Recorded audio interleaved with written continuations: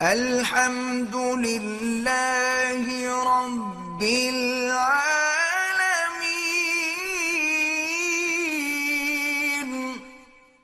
اب تیسرے نے کہا کہ بھائی بات یہ ہے کہ میں جوانی کے دنوں میں میرے چچے کی ایک لڑکی تھی اور وہ بے انتہا خوبصورت، انہوں نے کہا اس کا جمال ایسے تھا کہ اس کے چہرے پر نظر پڑنے کے بعد پھر طاقت نہیں ہوتی تھی کہ آدمی ہٹا لے۔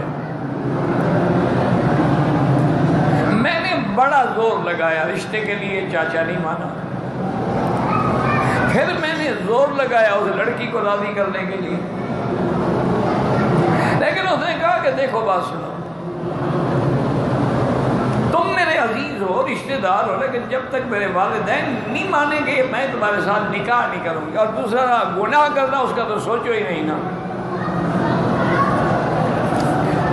وہ تو اگر تم نے زبردستی کی تو میں اپنے آپ کو مار ڈالوں گی، خودکشی کر لوں گی، لیکن زنا نہیں کروں گی۔ میں نے کبھی اپنا بدن کسی غیر مرد کو نہیں دکھایا۔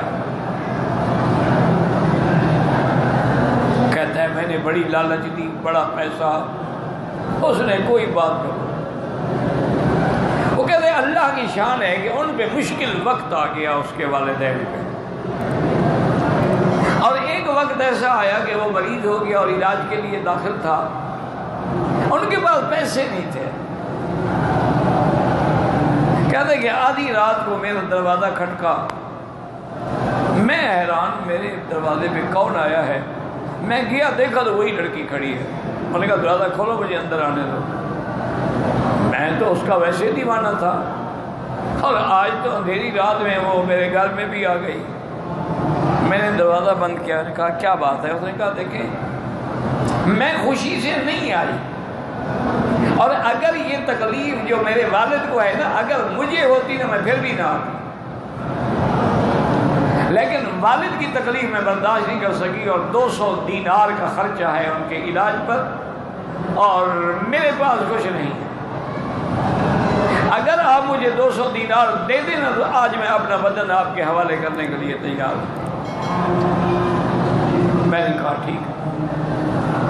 میں نے کہا چلو اندر۔ میں اس کو اپنے بیڈ روم میں لے آیا، اس کو بٹھایا، پیسے نکالے، پیسے آ کے اس کو دیے، پھر میں حمام گیا کہ تیاری شری کر کے میں اب اس کے پاس جب گیا اور اس کے کپڑے اتارنے لگا تو وہ رو پڑی۔ تو میں نے کہا خدا کی بندی، میں نے تمہیں بلایا تھا، دیا میں نے تم پر کوئی جبر کیا ہے؟ تم خود آئی ہو اور تم نے خود مانگا ہے، میں نے تمہیں پیسے بھی دے دیا، رونے کی کیا بات ہے؟ اور نے کہا بات سنو، ساری زندگی میں نے اپنا بدن کسی کو نہیں دکھایا ہے، اور آج میں زنا کر رہی ہوں۔ اتق اللہ، اگر اللہ سے ڈرنے والے ہو تو بس مجھے معاف کرو، اپنے پیسے بھی لے لو۔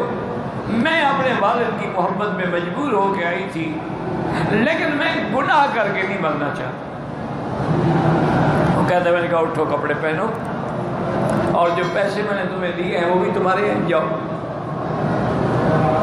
وہ کہتا ہے وہ روتے ہوئے خوشی سے چلی گئی، اور یا اللہ اگر میں نے تیری خاطر اس کو چھوڑ دیا، ورنہ ایک جوان آدمی تھا، ایک لڑکی تھی، خود آئی تھی میرے گھر میں، کیا وہ کہاں بیچاری بھاگ جاتی؟ تو اس عذاب سے ہمیں نکال دے۔ فرماتے ہیں کہ وہ غار اتنی کھل گئی چٹان کہ ہم تینوں جو تھے باہر نکل